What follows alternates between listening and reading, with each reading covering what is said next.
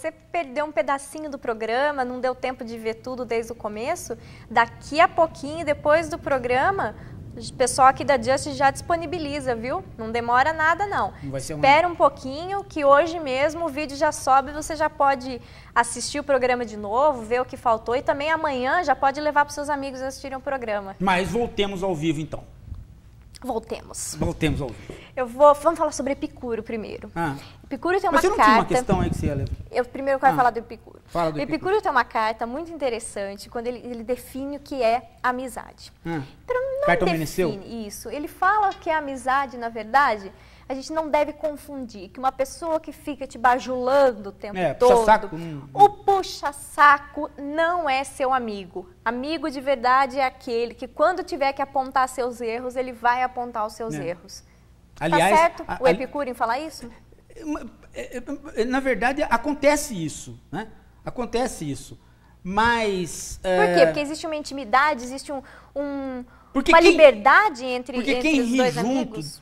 Porque quem ri junto já se permitiu a crítica.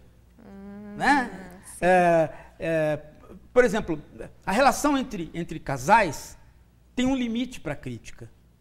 Uma pessoa que te critica, você gosta, mas... Você quer ver uma coisa? Fran? Nós somos amigos. E eu posso te criticar e você pode me criticar.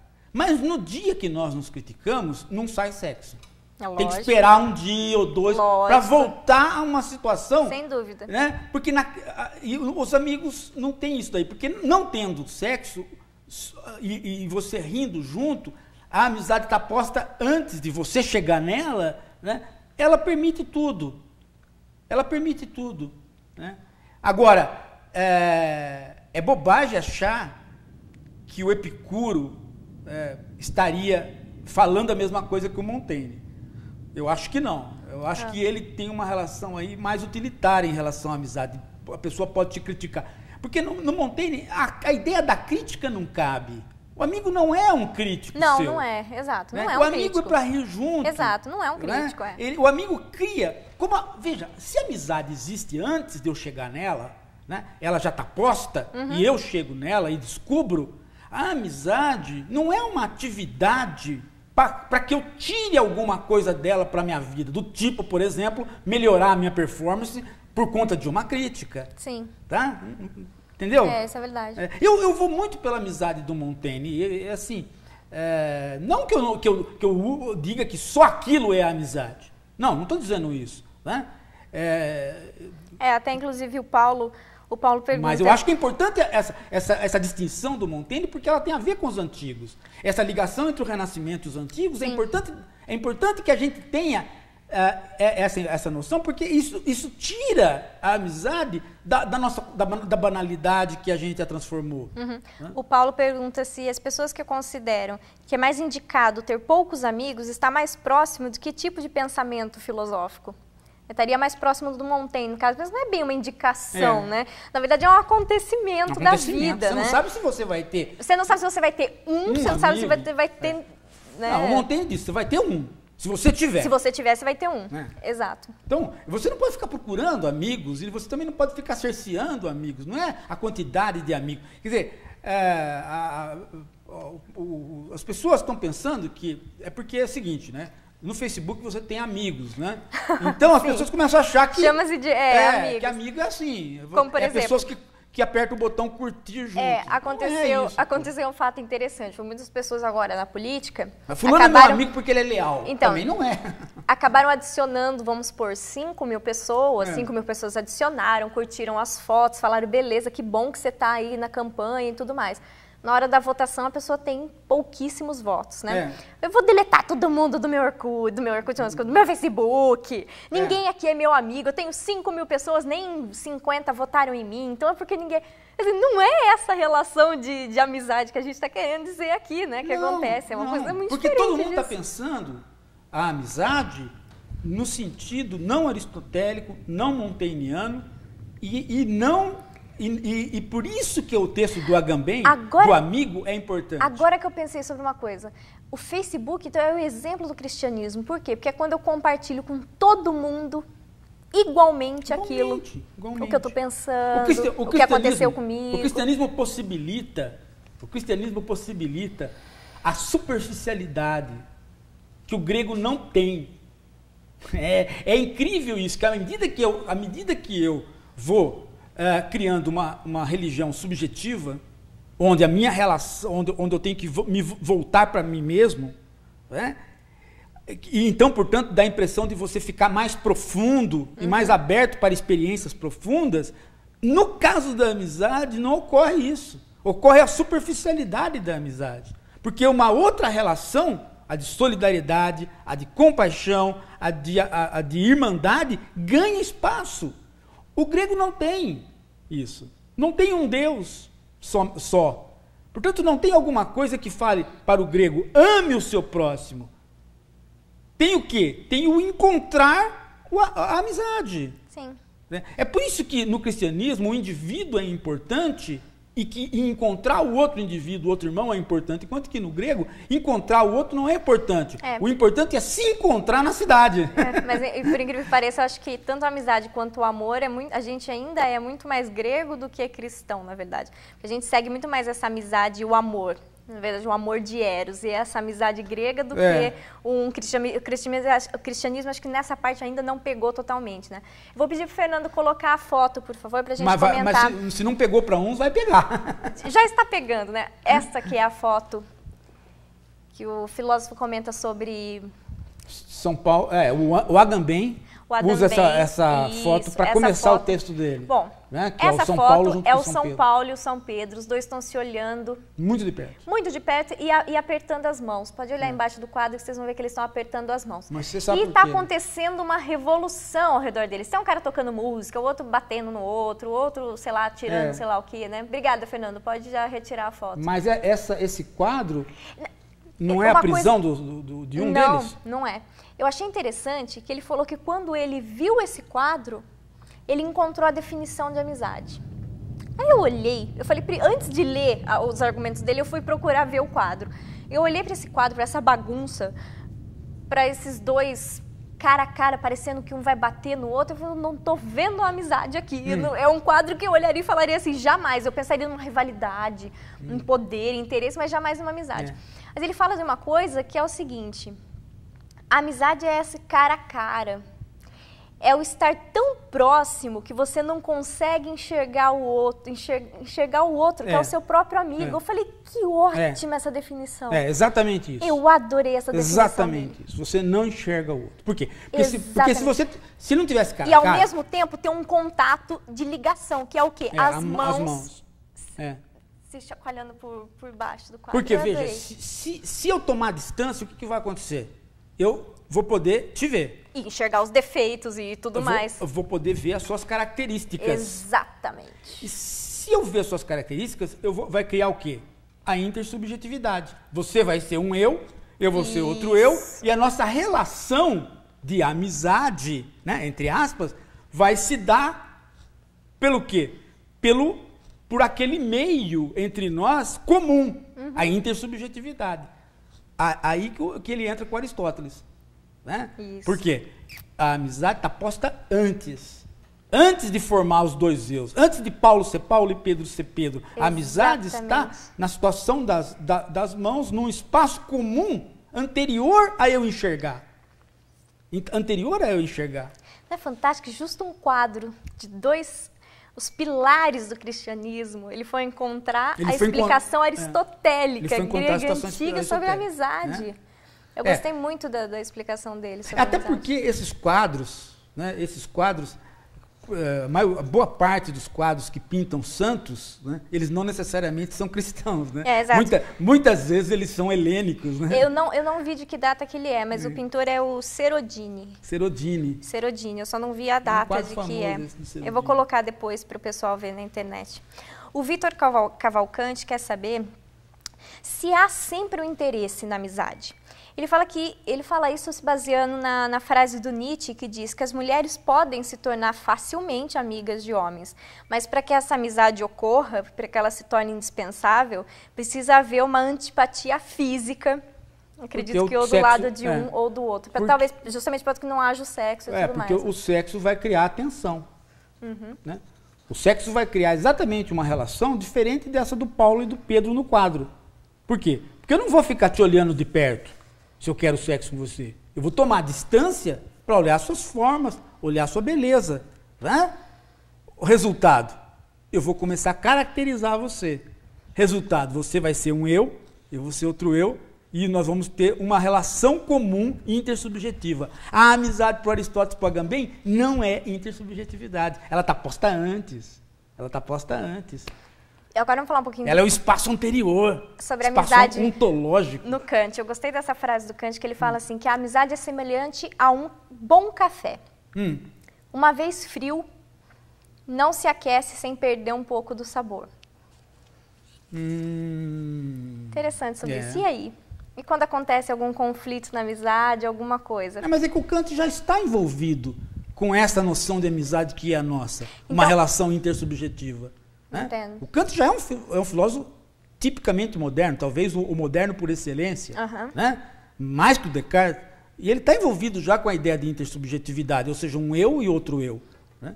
Então, e aí o Alessandro... todas essas relações de amizade, onde tem alguém e tem um outro, e a amizade se dá no espaço comum, isso é moderno, é cristão, isso não tem nada a ver com Montaigne, isso não tem nada a ver com Aristóteles. Né? Então, aí, nesse sentido, o Alessandro Aguiar, de Belo Horizonte, está perguntando que ele queria que você comentasse sobre a amizade do ponto de vista do imperativo categórico kantiano. E se o imperativo categórico é só uma ilusão, ou foi só um otimismo ingênuo de Kant? Não, ao contrário, é um pessimismo terrível. É um pessimismo terrível você preparar o imperativo categórico. Né? Porque se o Kant fosse otimista, ele jamais pensaria né, em montar uma subjetividade que tivesse uma lei como o imperativo categórico. Né? O imperativo categórico é a tentativa de você encontrar um eu transcendental, né, que nós possamos nos espelhar nesse eu transcendental. E descobrirmos nele as regras de ser um eu. E uma das regras de ser um eu é você não fazer para o outro aquilo que você não quer que seja feito para você. Então, pronto, estamos dentro do quê? Do campo da intersubjetividade. Né? Estamos no campo típico, onde toda relação de amizade vai nascer depois da constituição dos eus. Isso daí é a amizade moderna, é aquilo que o Montaigne e o Aristóteles chamariam e chamaram de coleguismo. Exato. Né? Ou então solidariedade, ou então vida comum. Né? A gente tem que entender que a cidade moderna, ela precisa dessas coisas para poder funcionar. Exato. Enquanto que a cidade grega, ela não precisa. Por quê? Porque ela é anterior. Não é que ela é anterior no tempo, ela é anterior logicamente. Né? O grego não consegue imaginar ele e a cidade. Ele tentando burlar os impostos da cidade. Porque a cidade é ele, né? A porque é uma não coisa tem. Só, pois é ele, é a vida. Quem seria eu antes de ser grego? Eu seria Aristóteles, depois eu seria grego? Né? Porque a gente aprende na escola. Você é o Paulinho, você é brasileiro. Não. A gente aprende na escola até para você ter as noções, né? Pega uma cartolina, recorta vários círculos de vários tamanhos. Coloca você família, casa, escola, cidade, estado, país, mundo. O grego faz o contrário. Vai assim, vai ampliando. O grego ele começa não com você. O grego começaria com uma bola assim escrito. Ilíada e Odisseia. Atenas. Aí estaria escrito assim, Atenas, eu. E aí o resto estaria todo subdividido ali dentro dessa grande bola. Atenas são os helenos. Quando eu conto a história da fundação de Atenas, eu estou contando a sua história. E por mais diferente que seja o outro que não está em Atenas, ele é um grego, ele é um helênico, ele tem essa mesma origem, né, que eu tenho. A família dele vem dos mesmos deuses do que os meus. A origem é a Guerra de Troia. Exatamente. É ter ido buscar Helena. É isso que é a origem. É por isso que a relação de amizade é anterior. Primeiro eu tenho a pólice como relação de amizade, depois eu tenho os indivíduos com nomes, depois eu tenho os demos. Paulo, tem uma pergunta da Laísa que eu achei bem filosófica até. Eu já pensei sobre isso uma vez. Se temos uma amizade com uma pessoa semelhante a nós, nós gostamos da pessoa ou nós gostamos de nós mesmos? Veja, quando eu tenho uma amizade com a pessoa que me é semelhante, é porque eu já notei essa pessoa. Então, eu estou dentro do campo... De um outro tipo de amizade. Não, do campo daquilo que a gente chama de amizade moderna ou cristã. Que, na verdade, para o Montaigne e para o Aristóteles é o quê? Um coleguismo. Por quê? Porque a amizade do Montaigne e do Aristóteles, né, não cristã, eu não sei se você é parecido comigo. Exato. Eu não tenho essa curiosidade. Por quê? Porque nós nos encontramos e a gente descobre um campo comum no qual nós sentamos. E ali nós vamos rir juntos.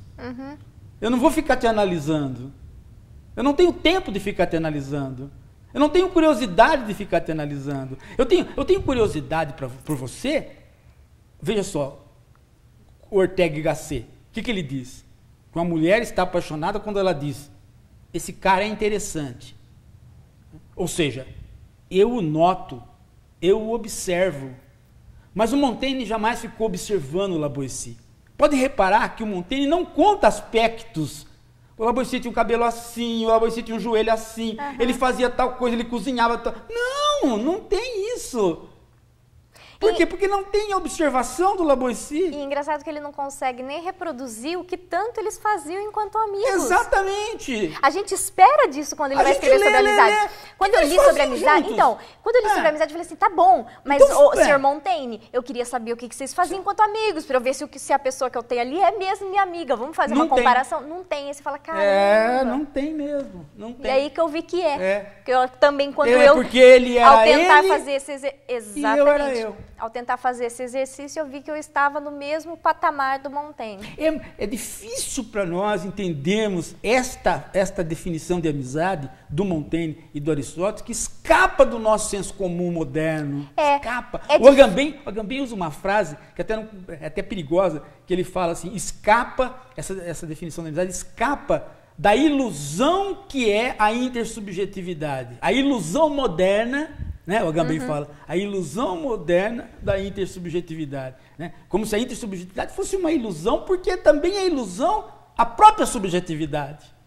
Né? É uma ilusão cristã, uma ilusão moderna, né? Digamos assim. Mas é interessante que quando a gente encontra um amigo e a gente lê o Montaigne, a gente se reconhece ali. A gente se reconhece. Quando você teve um amigo nessa circunstância. Mas o mais interessante... Mas nem todo mundo tem. Nem todo mundo tem. E o mais interessante é que a gente se reconhece naquilo que ele não escreveu. Quer dizer, naquilo que ele não falou sobre o que eles faziam, como era o amigo. Exatamente. Não é interessante você se reconhecer naquilo que não... Quando eu não tinha lido Montaigne, tinha lido muita coisa do Montaigne, mas em torno do ceticismo e tal. A da amizade foi o primeiro texto que eu li do Montaigne. E quando eu li o Montaigne, esse texto da amizade, o Alberto tinha acabado de morrer. E aí eu fiz aí eu entendi. Aí eu entendi. Né? Não é isso por hoje. Eu quero... Acabou? Na verdade, eu acho que você, obviamente, ofereceria esse programa para o Alberto, né, caso ele ainda estivesse aqui. E eu quero oferecer o programa sobre amizade para Ana, poxa. Todo mundo que me conhece sabe muito bem que... Exatamente. Que nós somos tão amigas e tão grudadas que ninguém nunca sabe. E é muito isso do Montaigne, porque... não tem uma coisa que vocês possam caracterizar, eu gosto dela por causa disso ou daquilo. Não tem. A Ana é um exemplo da amizade que eu encontrei na vida sobre Montaigne. Então, um beijo para vocês. É quase a minha relação que eu tenho com o Pitoco de amizade. Nós nos encontramos e ali que é um bom tempo para a gente conversar qualquer dia sobre a amizade canina, que muita pessoa tá optando por isso, por não ter encontrado um amigo na vida, né? Não, mas pessoal, um cachorro é muito amigo. É o melhor amigo. Beijo para vocês, beijo para os seus amigos. Espero que vocês tenham gostado muito do programa. Até semana que vem.